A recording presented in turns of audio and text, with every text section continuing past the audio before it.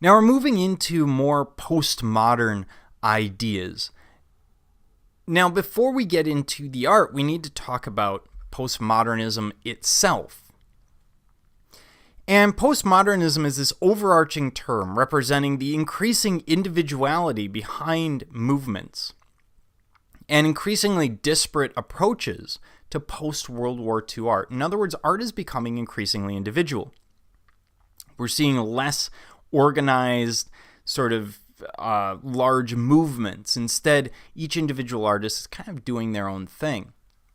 And postmodernism overall is this idea that reality is not mirrored in human understanding, but rather constructed by the individual. This is basically looking at the individual, how the individual identifies themselves, compared to the structural view where you look at an entire society. And postmodernists believe that realities are subject to change, and that realities are actually individual. So your reality can be seen as the same as mine, or seen as different than mine, but not wrong. Basically, the idea of subjective reality, and that apparent realities are actually social constructs which limit individuals, or this idea of the individual over society. So up until this point, really the individual exists to serve the society. And that's how a lot of human history has been. Not all of it. There's periods of time where that doesn't hold true. When we get into postmodernism, it's about society existing to serve the individual. It's about these ideas of empowerment, ideas of individuality that really do have a big impact on art. And we're going to see that and that sort of questioning reality as we start with Joel Shapiro. Now, Shapiro produced originally miniature clay, glass, copper, and lead sculptures. But then he designs new techniques for these mixed media, eventually moving from these to stick figures. Yes, you heard me right. He's moving up from mixed media sculpture to stick figure. And this is what I'm talking about. Now, this is this large stick figure, and it's open to individual interpretation.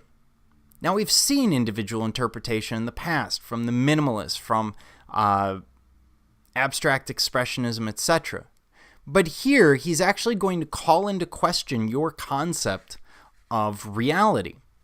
So how does he do this? Well, first of all, it looks like it's made of wood, like maybe he used railroad ties or some kind of heavy-duty lumber. But in fact, what Shapiro has done is he used cast metal and then created a mold for it that would allow it to retain the texture and appearance of wood. So he's saying you can't trust your perception of reality. You can't trust your own eyes, because you would look at it, you go, well, that's wood. But if you went over and knocked on it, you would discover that no, it's in fact steel. So really calling into question sort of the individual conception of their world. But to go further, he creates this very open form. So this figure could be doing a couple of things, and really it's your mindset at the time that you look at it that will determine how you read the piece.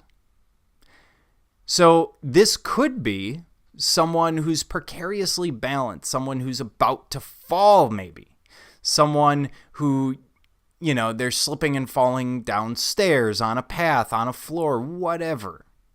And you're more likely to think along those lines if you're particularly stressed, if you yourself feel like you are sort of balancing the world and everything is very precarious.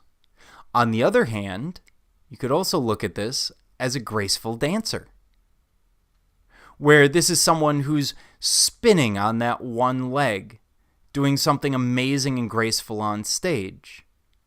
Well, that would take an entirely different conception of the world around you, and yet Shapiro's pointing out that you can read it as both. You might read it as both on different days, or maybe just different times of day. Maybe you're not a morning person, and in the morning you read this as very precarious, but in the afternoon everything's clicking and working and you read this as dance. And so he's representing those postmodernist ideals in this sculpture.